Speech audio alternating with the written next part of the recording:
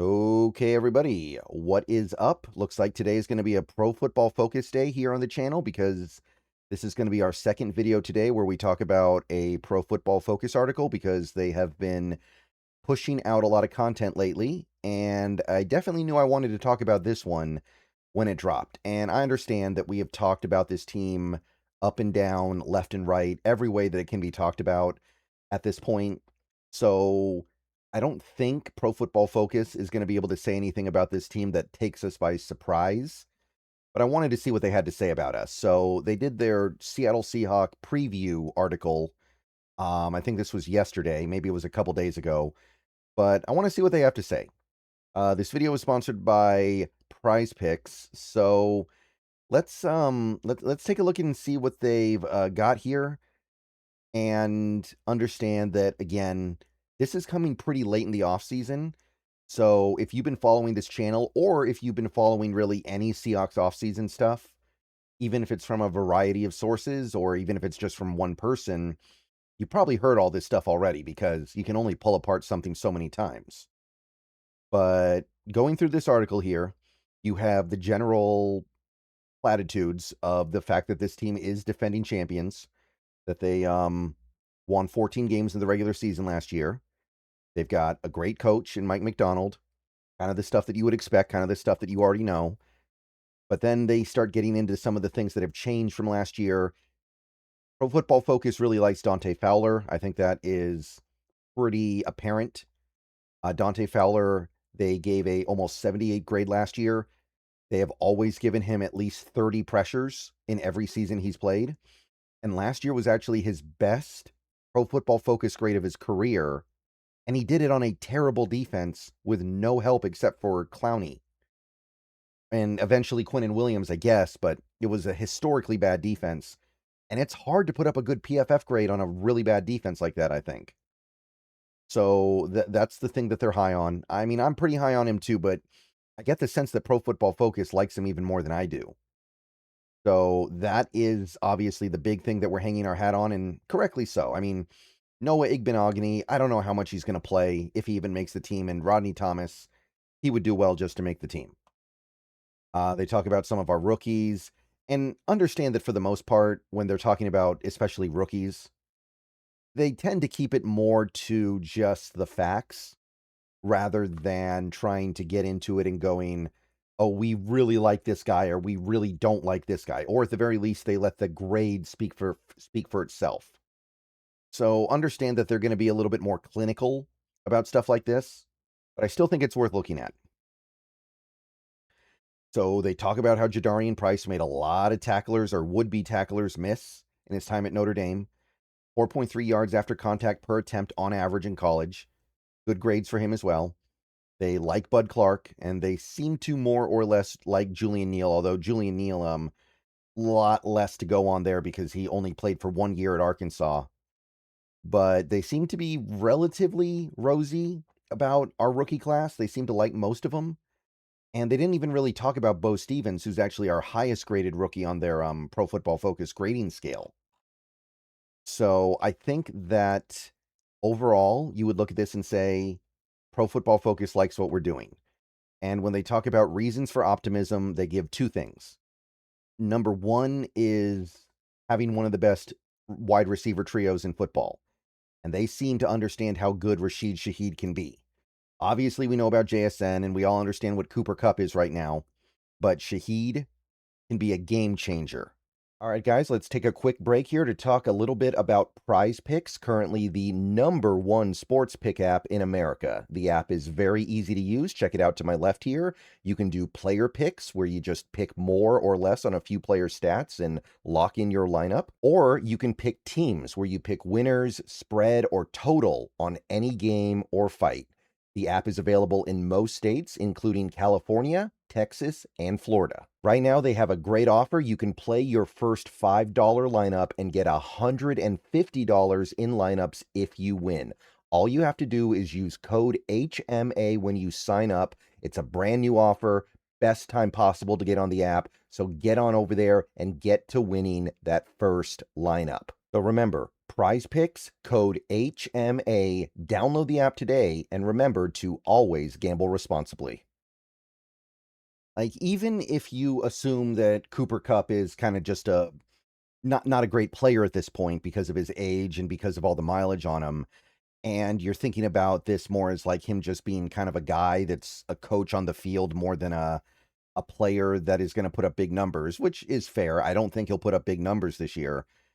If you were to put JSN, Shaheed, and Cooper Kupp into a wide receiver trio, how many wide receiver trios in the NFL are you taking over that? Like, probably the Rams, because they got Devontae Adams as their number 2. And you can probably find a few others, like maybe the Eagles, maybe. That one's a little bit tough. You could maybe have a fun conversation about the Patriots, 1 or 2 others as well, but not that many. And that's a little bit surprising for a team that runs the ball as much as the Seahawks do, but I think it is the case. So that's their first reason for optimism, and I think it's interesting that it is the first thing they call out. And then they also point out that despite losing a few players on defense, of the 12 defenders who played for the Seahawks last year that had PFF grades above 70, 10 of them are coming back. Everybody gets so focused in on what we lost. I see it everywhere. People aren't thinking about what we kept. What we kept was a lot. Most Super Bowl champions lose more than this in the offseason. It's not even close.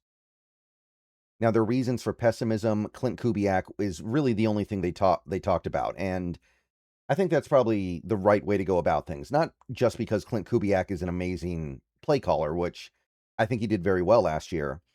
Beyond that, you're replacing him with somebody who's never done it before. And like I've said, Brian Fleury could be a guy who's brilliant, knows football, knows how to put together a game plan, knows how to design a play, knows how to put together a scheme. But then on game day, he won't necessarily be able to make the right play calls. That is a separate skill set. And I don't think he'll be like that, but there is a risk right now. And there wasn't that risk with Kubiak because we had seen him call plays previously on other teams, and we knew what he would do on some level. And we knew that he had experience doing it, and we knew that he even had some success doing it. It wasn't elite success yet, but we knew the potential was there. Fleury, we know a little bit less. And they point out, and I think this is a very good observation here, the transition to the new play caller, who, by the way, has never done this before, could bring early growing pains.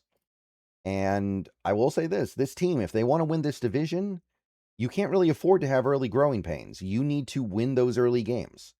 Like, I'm looking at the schedule right now. No, okay, I'm looking at the schedule in my head. I'm not looking at it with my eyes because it's not in front of me, but I'm thinking to myself, we got to start 5-0. If we don't start 5-0, it's going to be really hard to win the division. It's going to be very difficult to win the division in my mind if you can't go into Denver week 6 at 5-0. So if the growing pains cost you a game early in the season, that could be costly later. Breakout candidate Derek Hall, that's a good one, especially after the Super Bowl that he had. Good PFF grades for him as well, so they do like him. And he got the contract extension.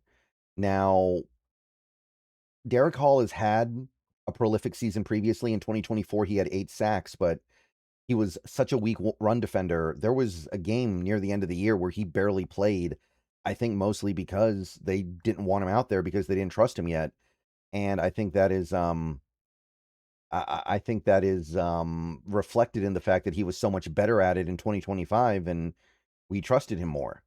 So I think that's a very strong, good breakout candidate. But to me, like, Hall's already been good enough where I'm thinking more about a guy like a Riley Mills. And the only reason why I wouldn't say Riley Mills is because we don't necessarily need him because of our depth on the interior. So this one's good. Derek Hall, I'm not against it. I can see where it comes from. And he's certainly the breakout candidate that we need because of our deficiencies at edge rusher. We don't have a superstar, and we're leaning a lot on older players. And Hall's like the one guy who isn't an older player. But I would have gone with Riley Mills. And maybe that'll be superseded by the fact that he doesn't play enough. I don't know. The key roster battle is Okada versus Clark, that's the one I've been talking about all offseason. It's the obvious one. They seem to think Okada's probably going to win it, which I agree with. I think Clark takes it eventually, and I do wonder if maybe Clark takes it sooner than eventually, because a lot of experience in college, man. Okay, so that's what Pro Football Focus thinks. Let me know what you guys think about Pro Football Focus. I understand they didn't say anything revolutionary. They didn't say anything shocking. They, for the most part, said the same things that we're already thinking. But I wanted to take a look at it regardless and see if they had anything of particular insight. And it's a good article. Don't get me wrong. It's just, we know this team pretty well at this point because we've been talking about it for months now with nothing to do except just talk about it because they haven't been playing football. All right, see you guys later. There's going to be at least one more video later today, I believe, when a training camp gets taken care of, because we are going to have a practice today, I think. And by the way, practices can get canceled sometimes, so you never know until you actually get there. But see you guys later. Go Hawks. Everyone have a good rest of your day.